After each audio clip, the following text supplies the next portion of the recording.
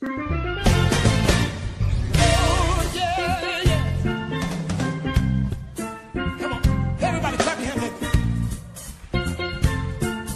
donne gloire au roi des rois, au Seigneur des seigneurs, le Tout-Puissant, qui nous donne l'opportunité d'être là ce soir. Amen. Mérite de recevoir la gloire, l'honneur et la magnificence. Est-ce qu'ensemble on peut acclamer et donner gloire?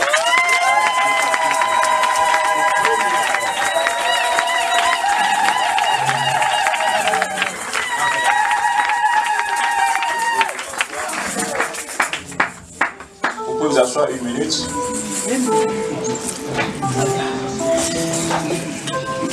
Maranatha. Voilà, c'est comme ça qu'on doit rester debout. Nous sommes dans les derniers temps. Église, nous devons nous réveiller, nous devons nous lever. C'est l'heure de la bataille. Et chacun doit se ranger derrière son commandant. Parce que nous sommes au temps de la grande bataille. Et ce travail que nous allons faire ce soir, c'est un travail pour élever le nom de Dieu. Pour aussi apporter notre soutien à ce grand travail que fait ici un commandant de Dieu. Gagner une âme pour Dieu, vous ne pouvez pas savoir combien de fois c'est une bataille dans le grand ennemi. Et cet homme de Dieu, je le respecte parce que pour la première fois, il ne me connaissait pas, seulement entendu parler de moi, il m'a reçu, il m'avait bien reçu ici. J'ai gardé de l'estime pour lui depuis ce jour, je l'aime bien, c'est mon frère. Je vais saluer le révérend Kamani, autorité qui est venue dans notre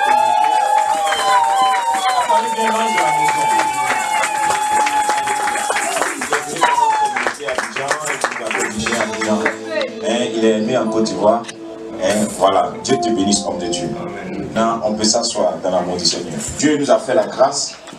Après des années de travail, nous ne sommes plus dans l'agitation. Donc nous travaillons pour avancer. Et donc, quand nous voulons travailler avec vous, c'est de vous aider. Pour que vous aidiez l'œuvre de Dieu à aller de l'avant. Une église qui laisse le pasteur seul avancer est perdue à l'avance. Vous devez entourer votre papa. Vous devez l'entourer et ne jamais le laisser lui seul aller. Et si vous le laissez aller seul, le diable va voler ce que Dieu a mis en lui pour vous. En réalité, ce n'est pas lui qui perd, c'est vous qui perdez. L'église évangélique, surtout à vous je parle aujourd'hui, vous qui êtes là, je sais que d'autres vont s'ajouter demain soir jusqu'à dimanche. Nous sommes en retard. Comment les premiers sont en train de devenir les derniers? Nous sommes en crise. L'église a des difficultés énormes. Parce que nous adorons maintenant mal notre Dieu. Nous servons mal notre Dieu. Le cœur de Dieu pleure. Le Saint-Esprit est attristé par notre manière de le servir. Et ce thème n'est pas le thème des enfants. C'est par amour, votre pasteur, que je sors ce thème. Et si Dieu te visite au cours de ces jours, pose-toi la question, comment tu vas servir Dieu avec ce que tu aurais reçu? Le diable vous a dérouté. Vous cherchez l'argent. Vous poursuivez le matériel.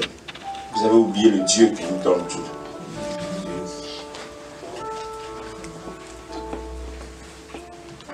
La foi pure est partie. L'adoration sainte est partie. Nous sommes égarés. Le catholicisme est en train de récupérer notre vent.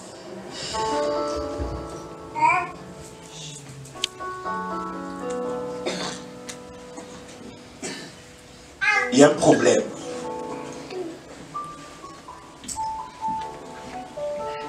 Mais c'est pourquoi ce soir, la voix que tu vas entendre n'est pas la voix d'un homme.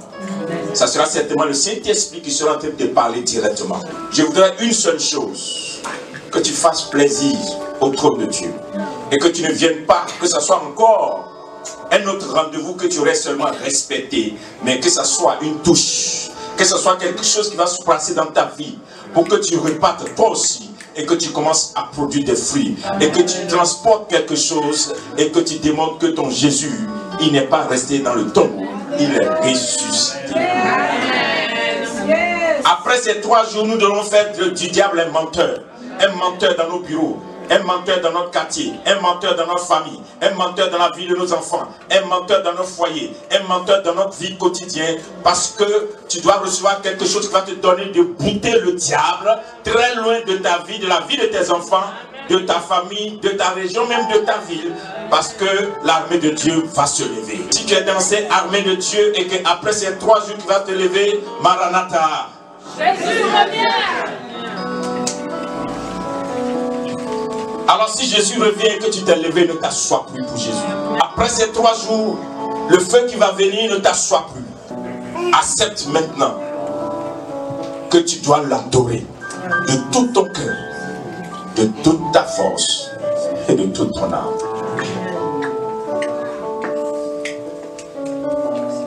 Ma prière, c'est que Dieu te visite. La Bible dit que Dieu parle, mais quand Dieu parle, c'est comme les vagues des mers. Est-ce que tu peux comprendre ce que les vagues des mers disent? Il faut seulement ceux qui ont la compréhension pour saisir ce que l'Esprit veut dire. C'est pourquoi l'Église, l'Esprit parle à l'Église. Soyez sûrs que Dieu va me faire grâce, je ne sortirai pas de la sainte doctrine, des Écritures. Hein? Voilà. Par la grâce de Dieu, tout sera correct. Et Dieu nous bénira. Amen. Alléluia. Amen. Le feu dans les eaux. Qu'est-ce qui m'a amené à faire des recherches pour comprendre et avoir ce genre de thème? Un temps donné, c'était particulièrement en Côte d'Ivoire. Un temps donné, j'ai créé un cri de cœur. En Côte d'Ivoire, moi j'ai grandi dans des églises, dans l'église Assemblée de Dieu depuis l'âge de 9 ans. C'est pourquoi je ne suis pas converti dans les années 2010. Pour voir ceux qui ont reçu l'onction sont tombés dit onction. Moi j'ai grandi dans l'église Assemblée de Dieu depuis l'âge de 9 ans. Et donc comprenez bien que quelqu'un qui a grandi dans l'église Assemblée de Dieu qui parle de prophétie est notre affaire. Et donc, on a suivi, moi j'ai suivi les croisades de Reinhard Bonnke depuis l'âge de 10 ans, 11 ans. J'ai lu les livres qu'on appelle La clé du réveil de Yonggi Cho. J'avais à peine 10 ans. Ceux qui ont lu Préparer la guerre de Rebecca Brown.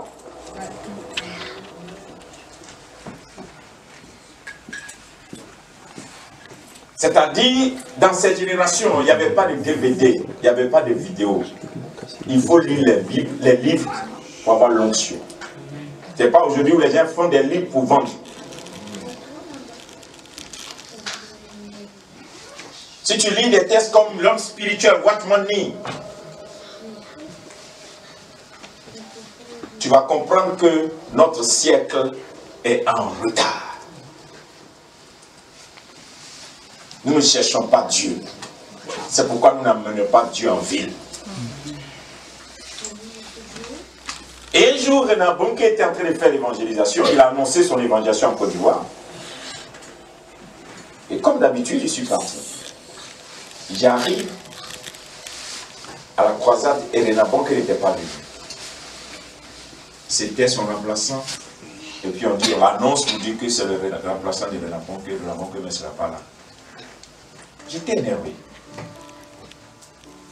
Dans mon cœur, j'ai dit une chose, Seigneur, moi j'avais à peine que je voyais ce monsieur prêcher. Regarde l'âge que j'ai maintenant. J'ai déjà 40 ans. Et son onction n'a pas élevé un pasteur africain. Pour nous prêcher pour nous. Et puis encore, un vient pour nous annoncer encore l'évangile. Est-ce que l'évangile de Jésus-Christ est juste pour eux? Les missionnaires qui sont venus, on nous a dit que c'est les blancs qui nous ont envoyé l'évangile. Bon. Jésus, dis-moi Et ce jour-là, j'étais dans ma voiture et le Saint-Esprit me dit, la colère que tu as est une colère sainte. Amen. Et elle vient de moi. Et il me dit, tu sais, si le Nabokh n'a pas fait, toi tu peux le faire. Mais seulement, tu dois payer le prix.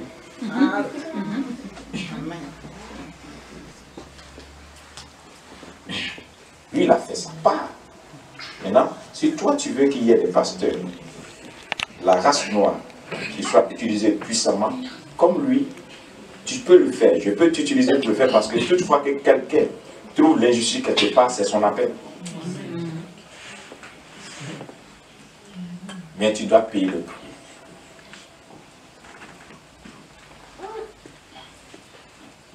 Donc quand il a dit ça, écoutez, tu as tes propres réalités. Hein. Donc j'ai arrêté de me plaindre. Et vous savez, Dieu, il t'attend toujours quand tu es dans la douche pour te parler. Il prenait ma douche, il m'a dit, ce que tu as dit tout à l'heure, il ne faut pas oublier. Hein. C'est ton affaire. Tu dois commencer à te préparer parce que je vais te mettre la pression. Il dit, lève-toi pour une génération. Les serviteurs de Dieu qui vont être utilisés dans le feu.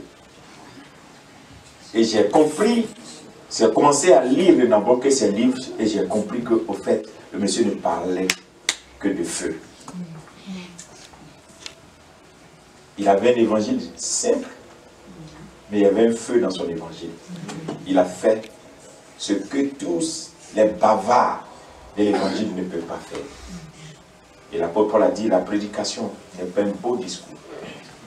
Ça se repose sur la démonstration de la puissance. C'est là que je rentre dans un jeûne de 100 jours. Dans le jeûne, Dieu va me sortir dans une vision. Il me donne, j'avais un marteau, et avec le marteau, le Seigneur me conduit. Et j'arrivais dans un cimetière. Je prenais le marteau pour taper sur les tombes. Et des gens étaient enterrés, mais ils étaient vivants. Et les gens sortaient bien habillés, vivants, en costume, mais avec une Bible dans la main. Et c'est comme si ma voix avait une autorité. Et je commandais à ces personnes de s'élever. Une armée est sortie du cimetière, et ils sont retournés. Et il y avait un champ vert, mais ils se perdaient dans le champ. Le Seigneur me dit, tu vois, l'Église a tué des héros, des gens qui n'ont pas fini leur mission à cause de leurs erreurs. On les a enterrés vivants. Il y a des gens qui sont tombés et l'Église n'a pas aidé à les relever. Beaucoup de héros parmi les noirs que je devais élever, ils sont tombés. L'Église les a achevés. Et ta mission, c'est de relever ceux qui ont bien commencé de la loi. Parmi eux, tu trouveras certainement des gens de la race du Renan Mondial. C'est pourquoi est né ce grand mouvement que j'appelle le mouvement Allons pour le réveil. Qui est un très grand mouvement en Côte d'Ivoire. On a en train d'étendre ça déjà au niveau de l'Afrique de l'Ouest. On est actuellement au Togo. On a commencé au Mali, nous sommes 50. Nous sommes en train de partir doucement. Et on a une branche au niveau des États-Unis qu'on appelle Go for Valor. Donc nous sommes en train de travailler. Dieu est en train de faire un travail. C'est patient. Mais on croit qu'on va y arriver. Et donc ce que je veux vous partager avec vous aujourd'hui, ce n'est pas une expérience d'église. C'est un niveau pour ceux qui ont envie de servir Dieu. Écoutez-moi bien. Si tu es ni chaud ni froid, Dieu va te vomir. Dieu n'a pas besoin d'être présenté dans cette génération. Dieu n'a pas besoin des gens qui ne savent pas ce que c'est que servir l'Éternel. Si tu veux servir Dieu, bonne arrivée à ce programme. Si tu veux te servir de Dieu, tu peux retourner à la maison. Dieu a besoin des jeunes, des femmes, des mamans, Parce que le temps n'est plus à perdre encore pour trop de formations. C'est pourquoi elle a dit, ceux que j'ai envoyés, je ne les ai pas trouvés, donc je rentre dans les rues. Tous ceux que je prends, venez à la fête. Quelque chose doit se passer. Si tu te disposes, tu ne peux pas savoir ce que le Saint-Esprit serait sur le point de faire avec toi. Parce que ceux que Dieu a appelés pour cette mission, ils sont allés à autre tâche. Ils ont abandonné le chant de Dieu. Ils ont abandonné la mission. Ils ont abandonné leur appel. Ils ont abandonné ce pourquoi le Saint-Esprit les a oints. Yes, yes.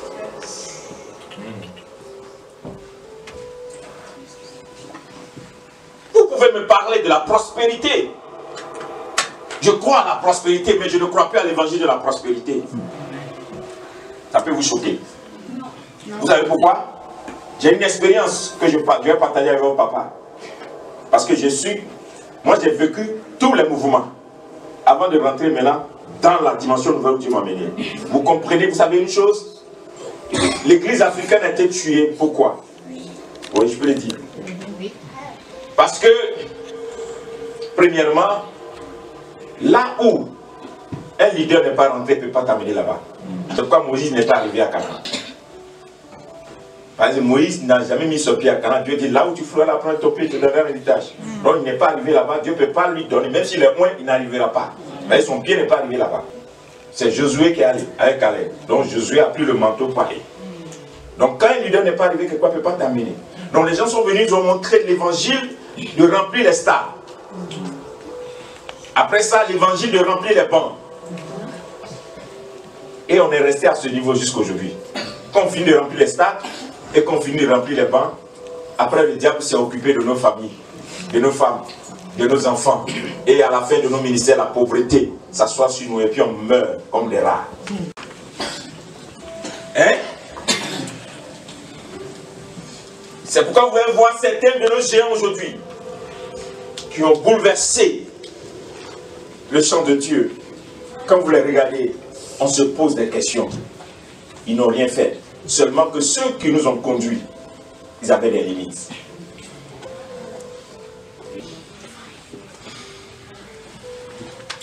Jusqu'à ce que Dieu me conduise aux États-Unis, que je rentre aux États-Unis, je commence à collaborer avec des nations américaines.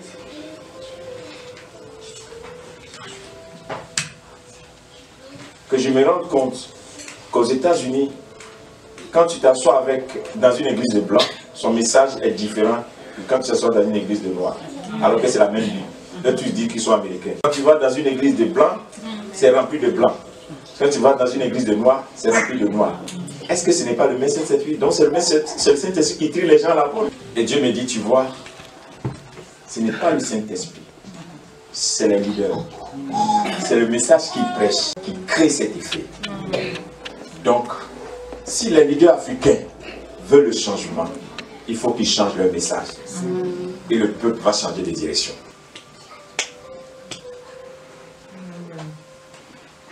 Et c'est pourquoi les 3 jours que je vais partager avec vous, ne jouez pas avec. Allons dans la parole. Matthieu 3, verset 11, à partir du verset 11. Jean-Baptiste a été annoncé pour préparer le chemin du Seigneur. Et la Bible dit que quand Jean-Baptiste a fini sa mission, c'est-à-dire a annoncé le message du salut, le message de la repentance. Après qu'il ait fini d'annoncer le message de la repentance, Jésus est rentré avec le message de la puissance. Ce qui peut choquer beaucoup de nos prédicateurs de ces derniers temps, c'est que les gens ne savent pas que le message de la repentance n'accouche pas la puissance. Le message de la repentance prépare le chemin de la puissance. C'est pourquoi vous devez voir des jeunes filles vierges qui sont possédées. Ce n'est pas parce qu'une fille n'est pas, c'est pas parce qu'une fille n'a jamais couché avec un homme qu'elle n'est pas possédée. Tu peux être vierge et possédée. Si le Saint-Esprit s'est reposé sur Marie et que Marie est tombée enceinte, alors si un esprit méchant se repose sur une fille vierge, elle peut être possédée. Merci. Donc nous devons maintenant comprendre que le message de repentance, de la sanctification, nous prépare à rencontrer le Seigneur. Sanctifiez-vous, lavez vos vêtements afin de vous approcher du Seigneur. Il ne suffit pas seulement de laver ses vêtements. Après avoir lavé ses vêtements, il faut aller à la fête. Qui sont ces chrétiens qui se sanctifient matin, midi et soir, mais qui ne vont pas à la conquête de la ville? Jean-Baptiste dit, moi je vous ai baptisé d'eau. Ouvrez vos esprits et comprenez. Jean-Baptiste dit, moi je parais puissant. Je vous ai baptisé d'eau. Mais celui qui vient après moi, lui, il est plus puissant que moi. Alléluia. Amen. Il est plus puissant que moi. Et celui-là, il ne va pas vous baptiser d'eau, mais lui, il va vous baptiser du Saint-Esprit et de feu. Donc, il y a 3 baptêmes. Le premier baptême, c'est le baptême d'eau.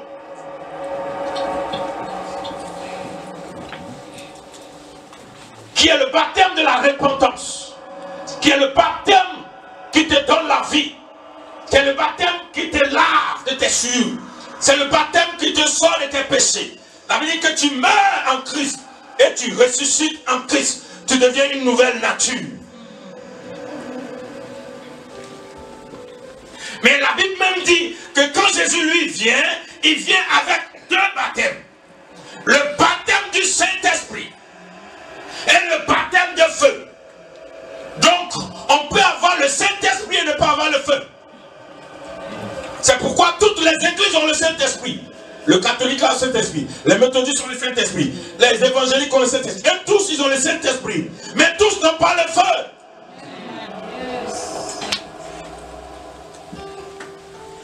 Tu peux parler en langue, mais tu parles en langue dans ton église. Donc, le baptême du Saint-Esprit te donne de vous rassembler, d'affermir les chrétiens. Les dons sont avec vous. Quand vous êtes baptisé du Saint-Esprit, après avoir été baptisé plutôt dans l'eau, maintenant le Saint-Esprit vient et vous équipe. Il vous donne les armes pour être un bon chrétien. Le Saint-Esprit te donne les dons pour te préparer à être dans une armée. Le Saint-Esprit t'équipe. Il te donne les dons. Mais maintenant, quand tu as le Saint-Esprit, il va falloir monter à la 3e dimension, qui est le baptême de feu. Et c'est là que beaucoup n'arrivent pas. C'est pourquoi beaucoup de leaders et de pasteurs, de chrétiens, ont plus confiance à leur don spirituel qu'à leur appel. Le parler en langue ne fait pas un ministère. La parole de connaissance ne fait pas un ministère. Le don de guérison ne fait pas un ministère. L'enseignement ne fait pas un ministère. C'est le manteau qui fait le ministère.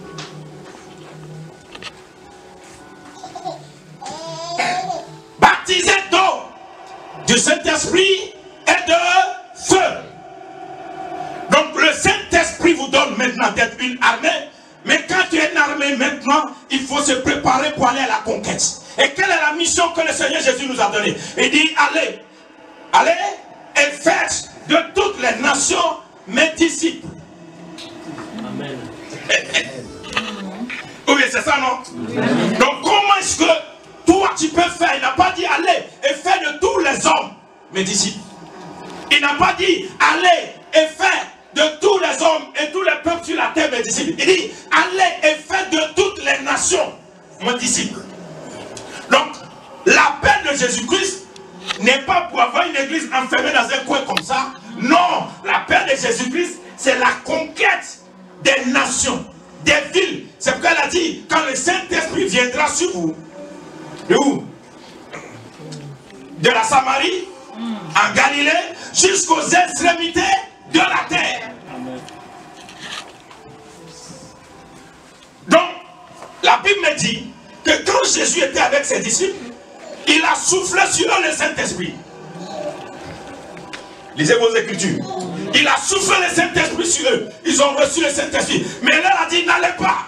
Attendez jusqu'à ce que la puissance du Très-Haut vienne sur vous. Et la Bible dit qu'ils étaient rassemblés dans la chambre haute. Et ils jeûnaient, ils priaient. D'un coup, un vent a soufflé. Donc, Jésus a soufflé sur eux. Mais le Saint-Esprit est venu comme un autre vent qui a soufflé. Mais cette fois-ci, il est venu en forme de lampe de feu sur la tête de chacun. On n'a pas dit un feu a pris toute la salle. Il y a eu un feu pour chaque tête. Et quand le feu est tombé sur eux, Pierre qui était un peureux est sorti. Il a affronté ceux qui lui faisaient peur. Mais par contre, il avait le Saint-Esprit avant. Il avait peur de parler au roi. C'est le feu qui nous donne d'aller en conquête. Vous ne pouvez pas prendre une ville comme Bruxelles avec vos versets bibliques. Parce que les entités sont établies. Vos petits jeûnes de 3 jours. Vos intercessions de 15 minutes. C'est pourquoi Jézabel va vous rencontrer. Elle va vous terrasser. Et puis c'est fini. Les gens pensent que Jézabel c'est l'impudicité seulement. Jézabel c'est l'impudicité plus la corruption. N'oubliez pas que Jézabel a fait lapider qui? Naboth. Naboth. Pour donner le champ de Naboth à qui? Jézabel a dit au roi, depuis quand toi tu gouvernes ici,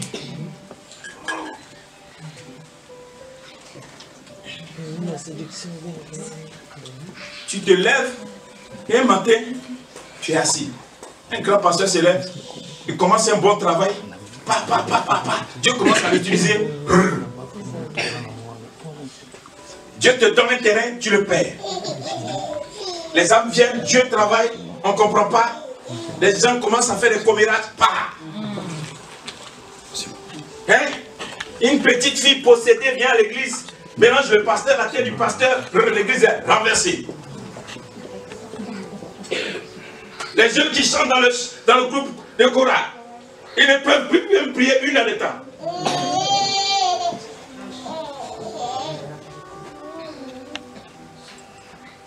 L'église est glacée. Donc nous pratiquons la délivrance. On ne fait pas la résurrection des morts quand tu n'as pas le feu. Par la grâce de Dieu, moi j'ai vu déjà au moins 2 expériences dans mon ministère. Des gens morts qui sont revenus. J'ai vu faire pas de ça un travail. Pour dire que moi j'ai résisté, moi je n'ai pas fait publicité internationale. Quand tu as quelque chose là, tu ne sautes pas. Quand tu touches le corps d'un mort, c'est glacé. Mais on ne ressuscite pas un mort par la tête. Vous avez l'impression qu'on met lui, te permet ma homme de Dieu. Bishop, excuse-moi, pardon. Qu'on met lui sur la tête de l'homme de Dieu, lui il m'a honte. Wow. Et puis on a l'impression que le feu commence ici. Non. Il a dit, celui qui vient, il vous baptisera de Saint-Esprit et de feu. Je ne suis pas capable de porter ses souliers. Et la chaussure, c'est quoi? Vous porterez la chaussure comme quoi? Le zèle de l'évangile, Éphésiens.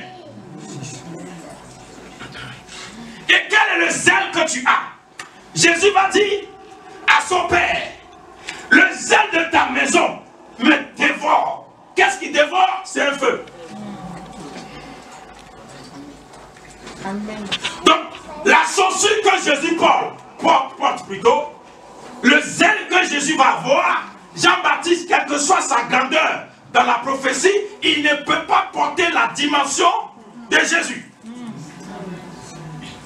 Donc le baptême d'eau est une dimension. Le baptême du Saint-Esprit est une dimension. Le baptême de feu est une dimension. Et c'est les 3 dimensions qui donnent l'onction parfaite. L'onction, c'est l'onction. Il y a 3 formes d'onction. l'onction du lépreux, l'onction du sacrificateur et l'onction royale. Et David avait la triple onction. Saül n'avait pas la triple onction. C'est qu'on a coupé sa tête. Mais David avait la triple onction, mais il est mort au pouvoir.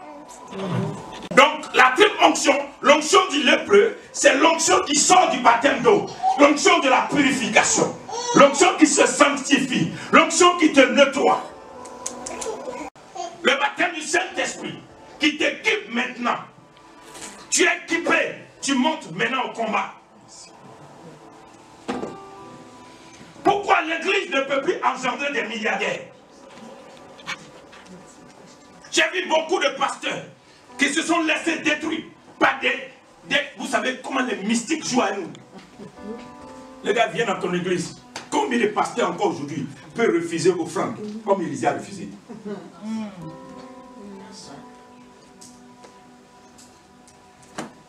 Vous savez pourquoi? Vous savez pourquoi Élisée a refusé l'offrande de Naaman? Je te donne ça, mon frère. Naaman est venu avec la lèpre. La lèpre vient de la Syrie. Il a présenté la lèpre devant toute l'armée. Donc, en tant que général, l'onction qui couche la tête d'Aaron descend. Donc, en tant que général, il a une lèpre, c'est que c'est toute l'armée qui a la lèpre. Et lui, il rentre en Israël pour être purifié. Il rentre dans les eaux pour être purifié. Il sort dans les 7 dimensions pour être purifié. Et il vient avec un don. Alors que quand tu donnes quelque chose à quelqu'un, c'est que tu laisses ce que tu as là-bas, tu prends ce qu'il a. Et il dit non, je ne prends pas ton offrande, retourne chez toi. Et la Bible dit que quand Naaman partait, il a pris la terre d'Israël pour aller. Donc c'est quelqu'un qui connaît les arts prophétiques. Donc ce qu'il donnait comme cadeau n'est pas cadeau. Il venait laisser maintenant tous les problèmes de la Syrie en Israël pour que désormais, n'oubliez pas qu'ils étaient en combat avec Israël. Donc par le prophète, il vient affaiblir l'armée d'Israël pour que quand il retourne maintenant, son armée va vaincre l'armée d'Israël. Un seul prophète peut vendre tout un pays à cause de la cupidité. Merci.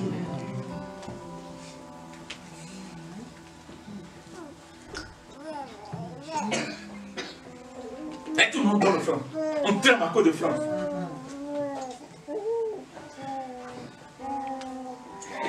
Moi, il fait offrande. Tout à l'heure, il fait offrande. Mais je ne prends pas. Non. On me connaît. Je ne prends pas. Tu ne peux pas dire béni de Dieu, elle m'a escroqué. Ça n'existe pas. Je vis par la foi. C'est quoi, à cause de mon mandat, de mon ministère, je refuse de faire le business. Sinon, j'ai tous les talents pour être un bon homme d'affaires. Mais quand tu es un bon homme d'affaires et que tu as l'onction, tu deviens commerçant. Tu prends la Bible pour faire le commerce. Je veux utiliser ce que Dieu m'a donné pour susciter une armée pour Dieu. Je ne vais pas utiliser ça pour... Non. Et donc, est-ce que quelqu'un me suit un peu? Donc, si vous ne savez pas que quand tu prends le don dans la main de quelqu'un, tu es foutu. Le diable vous étudie. Il sait que quand il te donne, il va prendre ce que tu as. Et beaucoup de nos jeunes sœurs, nos femmes, qui sont remplies du Saint-Esprit, pour apporter le réveil à l'église. Moi, je suis un homme de réveil, je prêche ça. Vous écoutez les pasteurs tordus de ces derniers temps, qui enseignent le mariage à la place de l'évangélisation. Le mariage n'amène pas au ciel. Si tu n'es pas marié, et puis Dieu t'utilise, gloire à Dieu. Il y a des mariés qui vont aller à l'enfer. Amen. Le mariage ne sanctifie pas un homme. Il y a plein de mariés chrétiens qui sont impudiques, adultères. C'est tout ça qui détruit l'église de Dieu. Nous n'avons plus de femmes puissantes d'intercession. Où sont les âmes qui ont refusé de se marier pour se consacrer à la prière? Amen. Jusqu'à ce que Jésus arrive. Amen. Quand tu rentres aujourd'hui à l'église et que tu es jeune, tu vas voir tous les prophètes qui viennent. Quand tu regardes, Tu es marié? Pourquoi il va lâcher? Il va rater la prophétie. Tu es marié? Non. Puis il va commencer par là. C'est quoi? La Bible dit, quand l'enlèvement va venir, Dieu va prendre le mari et la femme va rester, ou bien le mari va partir, et la femme va rester. Donc ça veut dire qu'enlèvement, on ne va pas en groupe. Le salut est personnel. C'est le bien qu'on a ensemble dans le mariage, ça on partage sur la terre. Sinon la loi de la mairie là, ça ne va pas au ciel. Sortez de ces rêves. Adorons le Seigneur. Revenons à la foi authentique. Dernière chose, on te dit, quand tu es marié là, il faut aimer ta femme. Vous qui écoutez les coachs là, c'est du n'importe quoi. Donc allez jouer au football. Vous prenez votre temps pour regarder vidéo, coach, il donne de bons conseils. Quelqu'un qui n'est pas sanctifié, que tu prends son conseil ne peut pas t'amener loin. Amen. La Bible dit toute parole inspirée de Dieu est utile pour éduquer. Donc quand ce n'est pas inspiré de Dieu, ce n'est pas utile pour éduquer. Amen.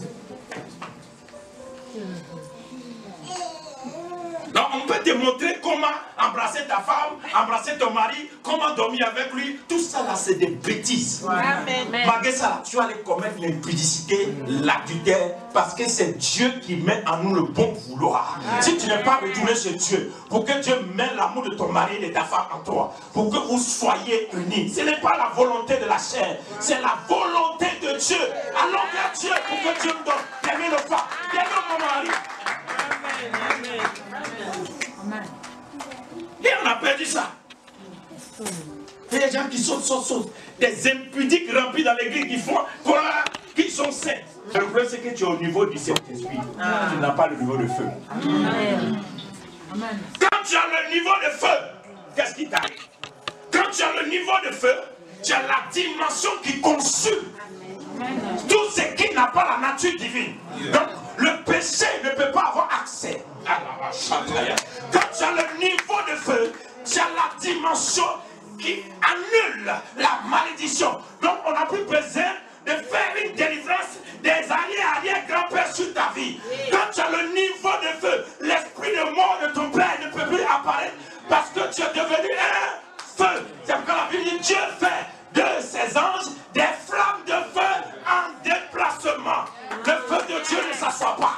Le feu de Dieu est un mouvement qui se déplace. Amen. Yes.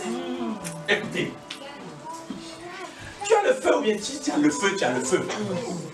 Ce n'est pas une question de je connais verset biblique. Écoutez-moi, l'apôtre Paul était au pied de Gamaliel. Il a étudié la loi, mais il a tué avec la loi.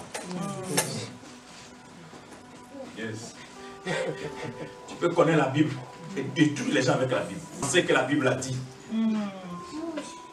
Mais quand le feu est tombé sur Pierre-Paul, regardez bien comment Paul a rencontré le Seigneur. Lui, il a vu ça en lumière. Quand le feu est tombé sur Paul, Paul n'est même plus retourné à Jérusalem. Il est rentré dans la mission automatiquement. 14 ans. Il a rattrapé tout ce qu'il a fait comme erreur. C'est là on dit le zèle de ta maison me dévore. Quand le feu de Dieu est sur toi, tu ne te poses pas de questions. Tu n'as pas d'intérêt. Tu ne demandes pas à quelqu'un aidez-moi. Ce qui brûle en toi, c'est toi seul qui comprends. Vous ne pouvez pas savoir combien de fois je traverse les aéroports. Des fois, je suis obligé de prendre des comprimés parce qu'il faut voyager. Ça fait 3-4 mois que je ne dors pas dans ma famille. Je suis résident américain, mais à peine j'ai le temps. Je voyage seulement. Il faut aller ici, il faut tourner ici. Et je me pose des questions. Seigneur, il me dit, fils, remplis ta mission maintenant que tu as la force. Parce qu'un temps va venir, tu n'auras plus cette force. Vas-y. Et Dieu m'envoie. Je vois des églises, des hommes de Dieu comme vos pasteurs, qui ont un appel grand, qui ont une mission grande. Mais le diable les guette. Et il n'y a personne pour leur dire, lève-toi, ta mission est trop grande. Tu ne dois pas t'asseoir là. Ce n'est plus ton niveau. Allons au niveau du feu. Le feu doit prendre cette ville.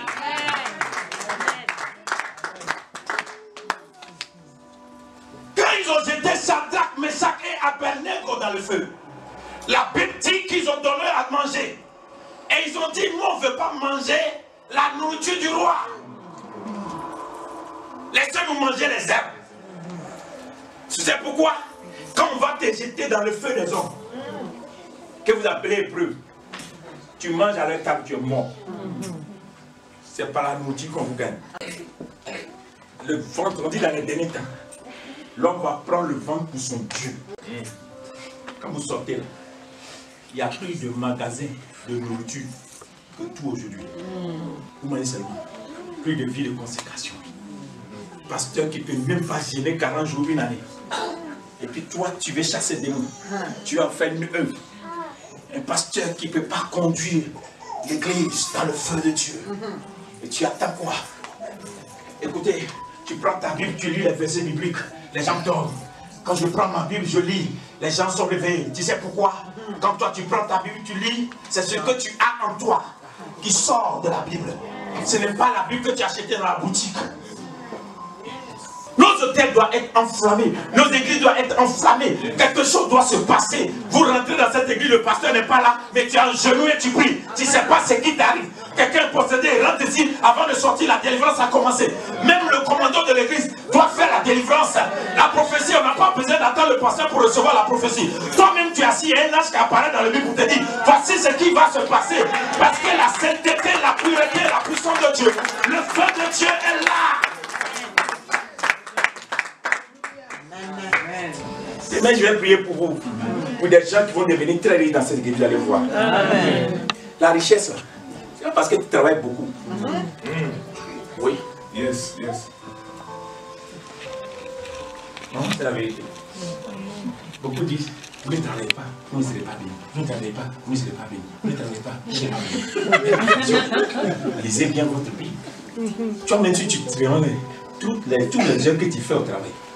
Tu as combien dans ton compte? La bénédiction ne vient ni de l'Occident, ni de l'Orient, mais de l'Éternel.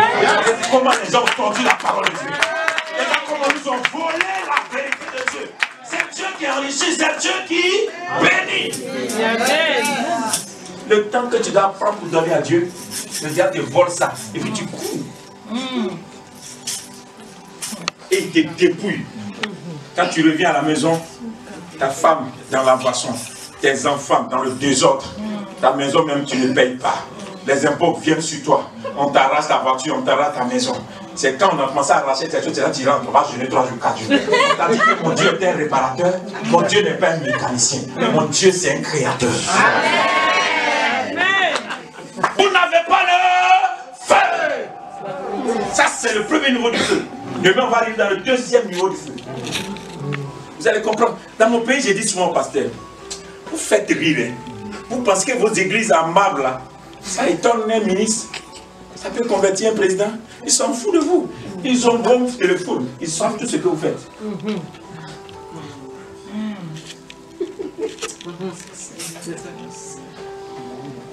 Ou bien, ils savent tout. Ils ont des informations sur vous. Tous les bruits que tu fais là, ils savent que toi-même là, tu n'es pas juste, on t'a apaisé. Tu ne pèses pas. Amen. Mais Saddam, Meshach et Abednego ont converti le roi quand on les a jetés dans le feu. Les hommes ont fait leur feu.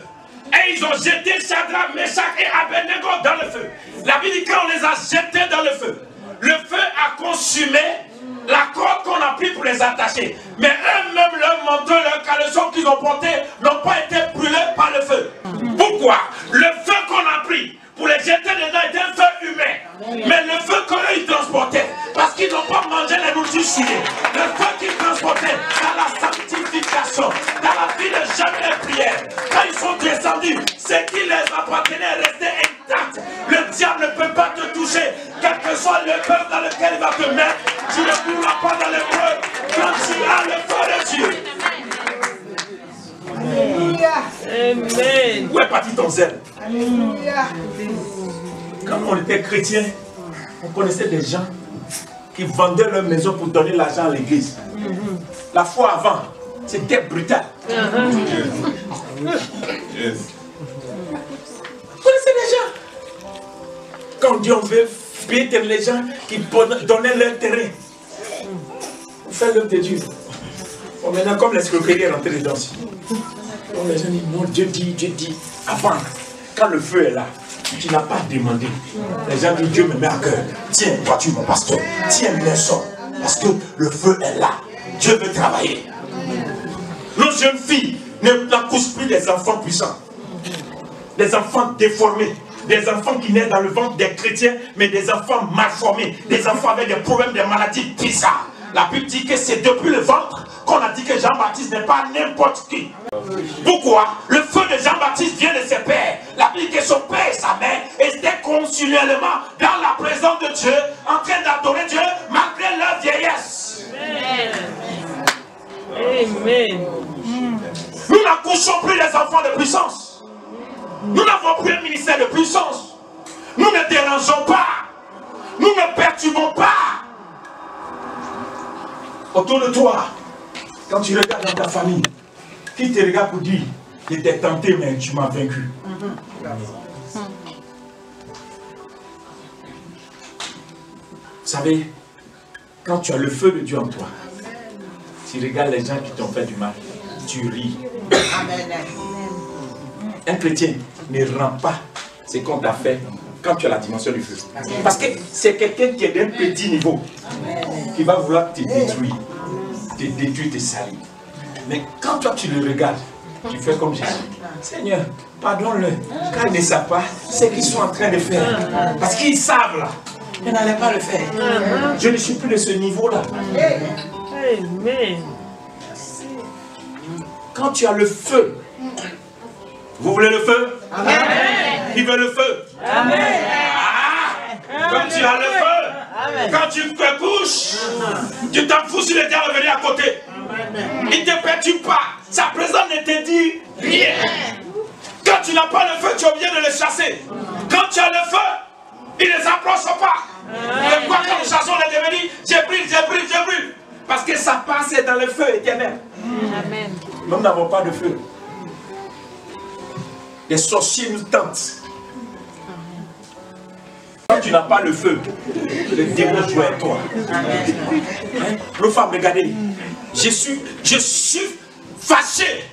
Quand vous êtes des chrétiens, je ne sais pas, vous n'êtes même pas tiède. Vous êtes glacés. Yes. Regardez combien de fois on déchire nos femmes. Fibromes. Partout. Amen. Des enfants de 23 ans, 25 ans, leur ventre est rempli de fibromes. Fibrome est le résultat d'un esprit qu'on appelle Mami Wata, l'esprit des eaux. C'est pourquoi quand on enlève le fibrome, il est vivant. Il a des fois des poils dessus. Le sida, toutes ces choses. Pourquoi? Parce que le chrétien est devenu froid. Vous n'aimez pas ce genre de message là, vous n'aimez pas. Quelqu'un qui va venir, il va te regarder. Oh, Dieu me dit que toi là, ton numéro de téléphone, ton père t'appelle ta main. Et puis donc, le Seigneur dit que cette année il va te livrer. Donc, entre ton numéro de téléphone, le nom de ta mère, le nom de ton père, et puis on te dit à la fin, Dieu dit il va te bénir. De quoi? À cause de ça, là, les gens vont tomber dans l'église. Et puis quand il dit appelle le fois là, $2 000, $3 000. $5 000, voilà, c'est là-bas vous déposez. Quand vous trouvez des gens comme nous là, vous ne nous respectez pas. Le Seigneur sait que c'est Dieu. C'est pourquoi les escrocs vont vous piller.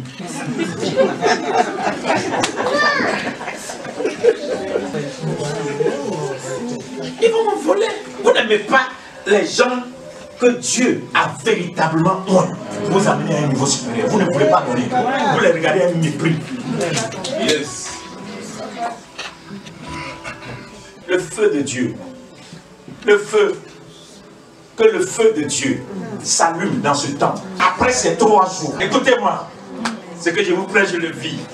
En Côte d'Ivoire, je suis allé avec les pasteurs, je suis allé avec plus de 500 pasteurs, il y a un camp de prière pour la prière. On a fait 3 nuits de prière. On ne s'arrête pas, on se repose seulement 30 minutes, pendant 3 nuits. 30 minutes, vous vous reposez, 30 minutes, on reprend. Prière seulement. Quand j'ai prié avec Dieu, il a dit, si Dieu est dans ma prière, il va pleuvoir. Le 3e jour, il a plu. Et puis, le 3e jour, on est en train de finir le jeûne. Il y a quelqu'un qui est dans la zone où nous on jeûnait. c'est Dabou, on appelle la région la Dabou. Le camp s'appelle Mamidjo. Et la personne se lève le matin, fait un post sur Facebook pour dire, nous devons intercéder pour Dabou. Parce que la nuit là, le Seigneur m'a monté un rêve. Et dans le rêve, j'ai vu un grand feu qui s'est levé vers le camp Mamidjo à Dabou. Lui voyait ça comme une explosion. Mais nous, on était là-bas, on priait. Mais lui, dans son son, Dieu lui a montré l'effet de la prière qu'on faisait là-bas. Le feu là était allumé. Pensez, donc on dit que j'ai réunion de pasteurs. Moi, je ne donne pas l'argent au pasteur pour payer. Tu payes le ticket pour venir. Les gens, je dis, l'église d'aujourd'hui. On fait mes bus ici, à la gare, quand les gens vont venir. Il faut faire la table. Comme ça, quand les gens sortent, ils vont bien manger. Il faut entretenir, il faut mettre les chrétiens dans un confort. Comme ça, ils vont venir à l'église. Ça, c'est business. Quand il y a la puissance de Dieu, les gens s'en foutent du confort. Quand le feu est allumé, ils ne veulent pas manger du pain. Les gens marchent à pied pour venir à l'église, ça ne leur dit rien. Parce qu'ils savent, comme Pierre dit, à qui irons-nous, Seigneur? Tu as les paroles de la vie. Quand il y a le feu quelque part, les gens s'en foutent. Si nous allumons le feu ici après les 3 jours, vous allez voir. Les gens vont s'arrêter. On dit une cuite, la deuxième cuite. Vous luttez même la porte. Attendez, les gens du deuxième cuite n'ont qu'à attendre. Troisième cuite. Le gars, il vient. Avant, là, il faisait tous les acrobaties. Il dit, bon, il n'y a pas le troisième cuite. Alléluia. Le Seigneur nous aime. Chantons. On danse. Les gens sont contents. J'ai reçu ma délivrance dans la danse. Ce n'est pas lui le problème. Le feu est dans l'hôtel. Ceux qui rentrent dedans cuit. Vous avez vu déjà la boulangerie. Hein? Vous avez déjà vu un pain. Alléluia. Un pain fait des efforts pour être plus lui-même. Non. Si le boulanger chauffe bien son four, la forme que tu donnes au pain, si tu veux qu'il soit long, qu'il soit rond, qu'il soit gros, qu'il soit brun ou bien comme tu veux, tu mets seulement le four de sort ça automatiquement. Donc quand nous avons atteint la dimension de feu, les chrétiens, je veux que tu sois militaire, je veux que tu sois gendarme, je veux que tu sois temps. On te met dedans, tu ressors comme le leader a dit. C'est pourquoi avec les hommes de Dieu, par la grâce de Dieu, de notre emploi, on ne demande pas qu'est-ce que tu veux. Élie a demandé à Élisée, qu'est-ce que tu veux que je fasse pour toi et non Dieu? Quand tu as le feu, tu ne regardes pas quelqu'un pour dire, viens demander qu'est-ce que Dieu veut te donner. Tu vois ce qui manque, tu donnes. Et Dieu fait. Élisée allait chez la femme là, et puis il a bien dormi, et qu'il a bien roupié. Quand il est sorti, il dit bon. Regarde-moi dans la maison, qu'est-ce qui manque? C'est quand tu as le feu que tu poses les gens des questions. Quand tu n'as pas le feu, tu fais un cul d'âme. Quand tu n'as pas le feu, tu cherches les problèmes. Ce qui fait qu'il y a blocage. Mais quand tu as le feu, tu apportes la vie, tu ressuscites, tu conduis les gens dans leur destinée, tu déclares la chose arrive, tu soulèves quelqu'un, la personne parce que tu as le feu.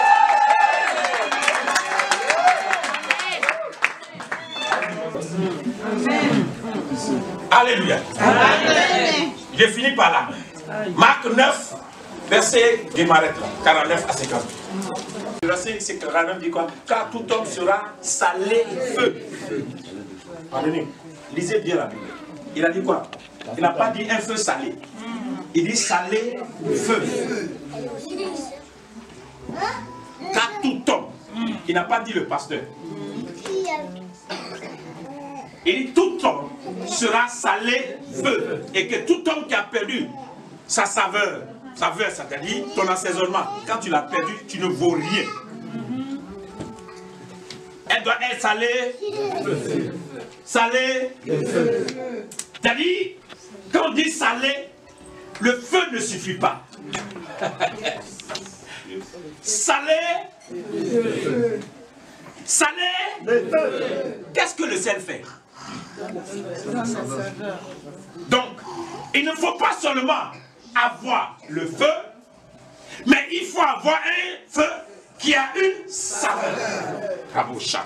Il faut avoir un feu. Quand quelqu'un a un problème et que la personne se jette dans sa vie, la personne découvre qu'elle a rencontré quelqu'un qui a un feu salé ou bien salé feu. Écoutez-moi bien. Quand tu as un feu divin en toi et que tu transportes quelque chose, quand quelqu'un te rencontre, la personne sait qu'elle a rencontré quelqu'un. Quand quelqu'un te salue, la personne sait qu'elle a salué quelqu'un. Quand tu rentres dans la vie de quelqu'un, on sait qu'un homme est rentré ou bien une femme est rentrée. Il y a des femmes, quand tu les maries, ta vie change. Mais il y a des femmes, quand tu les maries, quand tu les rencontres, ta vie change. Mais les gens, quand tu les rencontres, tu as tous les problèmes de la terre parce qu'ils n'ont pas le feu de saveur. Il n'y a rien de bon en eux. Quelle saveur t'en feu là? Écoutez-moi bien. Vous voulez réussir. Vous voulez ce feu? Quand vous sortez d'ici aujourd'hui, passez la nuit à prier. Avant de venir demain. Dites à Dieu. Cet homme m'a parlé. Je veux le baptême de feu. Écoutez, toi seul, tu peux détruire les mystiques. Quand tu as le feu. La commune, ma commune Yopougon, on ne touche pas. Tu vas en Côte d'Ivoire, on m'appelle le lion de Yopougon. Tu ne touches pas. J'interdis pendant la guerre qu'il n'y aura pas de massacre à Yopougon. C'était prévu comme massacre à Yopougon. Mais un prophète a parlé. J'ai pris Yopougon avant que la guerre ne commence. J'ai dit à Yopougon, j'ai parlé à la terre de Yopougon. Les mosquées ne vont pas croire. Même s'ils construisent des grandes mosquées, il n'y aura pas de fidèles dedans. Ça se réalise comme ça. Quand tu vas à Yopougon, on ne bat pas la rue. J'ai baptisé Yopougon la capitale de l'évangile en Côte d'Ivoire. J'ai pris un stade, je l'ai consacré, stade Katou Sévéré. Et puis il n'y a rien.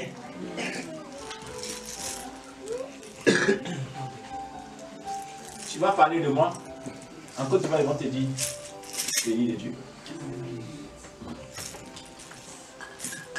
Tu peux dire tout ce que tu veux. Je suis un homme. Mais, en dehors de ça, le côté Dieu là, je ne joue pas. C'est pourquoi je n'aime pas qu'on joue avec mon côté Dieu. Est-ce que tu veux le feu? Amen. Maman, Abraham a marché avec Dieu pendant 24 ans. Il a trouvé un enfant. Hein? Dieu lui dit, l'enfant, tu me donnes un sacrifice. Abraham avait le feu et le couteau avec lui. L'enfant avait le bois. Mais pourquoi Abraham n'a pas donné le feu et le couteau à l'enfant? Il avait le feu et le couteau. L'enfant n'avait que le bois. Et l'enfant dit, papa, où est-ce que tu dois déposer? Puisque tu as le feu et tu as le couteau, mais je ne vois pas le sacrifice. Il dit, Dieu se pouvoir. Comment Dieu peut demander à Abraham ce qu'il lui a promis après 24 années de marche? Et quand Abraham dépose l'enfant sur l'autel, Dieu lui dit, enlève maintenant l'enfant, parce que tu as obéi. Le fait que Abraham ait déposé Isaac sur l'autel, le sacrifice est déjà passé. Pourquoi? Parce que Dieu, vous péchez en acte et en pensée. Donc la pensée apporte déjà un exaucement. Donc Dieu n'a plus besoin de l'offrande d'Abraham. Pourquoi? Plus tard, Dieu a dans sa pensée d'offrir aussi son fils. Donc si Dieu veut offrir son fils, il ne va pas permettre à un homme d'offrir son fils. Si un homme offre son fils unique, et que Dieu, quand Dieu lui, il va vouloir offrir, qu'est-ce qu'il va donner? Donc ça dirait que Abraham a fait la même offrande que Dieu. Dieu dit non. Maintenant, en déposant Isaac sur l'offrande, Dieu venait de dire que Jésus-Christ, qui va naître par la génération d'Isaac, va aller aussi sur l'autel de bois et aussi il va avoir le sacrifice parfait. Écoutez-moi, quand tu atteins des niveaux comme ça où tu veux rentrer dans ce feu dont on parle, ne va pas à l'autel les mains vides. Quand vous êtes dans des réunions et que vous sentez le feu, n'attendez pas que le pasteur vous dise faites offrande. Je suis aux États-Unis. Regardez mes frères et sœurs, nous les Africains, on est en retard. Nous sommes des bavards. Tu vas dans les églises africaines, ils font l'offrande plus que tout. Le pasteur est en train de prêcher, tu ne sais pas ce qu'il prêche, mais puis des gens courent bien. Il fait les offrandes, puis il est assis. Mais ils sont exaucés. Ils sont exaucés.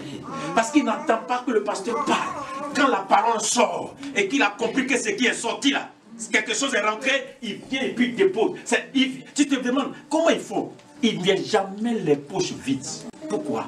Ils ont compris que tu ne sais pas quand le feu va être allumé. Et quand le feu est allumé, il faut mettre quelque chose pour qu'il y ait un retour. Mais comment vous venez à l'autel? Il y a l'onction, il y a la présence de Dieu. Le feu de Dieu est là, mais il n'y a rien pour déposer. Vous attendez que l'homme de Dieu qui donne 100 €. Ces choses doivent s'arrêter dans nos églises. Est-ce que je peux trouver dans cette église des hommes de foi, des femmes de foi, des mamans qui vont dire, moi maintenant, chaque dimanche là, si je n'ai rien donné à Dieu, au moins 20 €, au moins 50 €, que tu prennes ce challenge, tu vas voir comment Dieu va changer ta vie. Je n'ai pas dit ton travail. J'ai dit le feu de Dieu peut multiplier des choses dans ta vie. Je suis prédicateur, j'ai juré devant l'autel de Dieu que je ne ferai pas de business. Mais je fais des évangélisations, je fais des croisages, j'aide à bâtir des églises. Je rassemble des pasteurs à combien de milliers de dollars que Dieu me fait par la grâce de Dieu. Mais je ne suis jamais inquiété comment l'argent va venir. Quand Dieu donne une mission, il donne la provision. Mais est-ce que tu mets ta confiance en Dieu? Quand toi tu viens à l'église et que le pasteur finit de prêcher, il a transféré comme ça, tu viens, tu jettes 1 €. 2 €. Tu t'es insulté toi-même. Parce que ce que tu jettes, c'est ce qui se multiplie pour toi. Si tu as mis 1, ça te multiplie 10. Après ton problème qui est à la maison, ça vient 10 000. Hallelujah.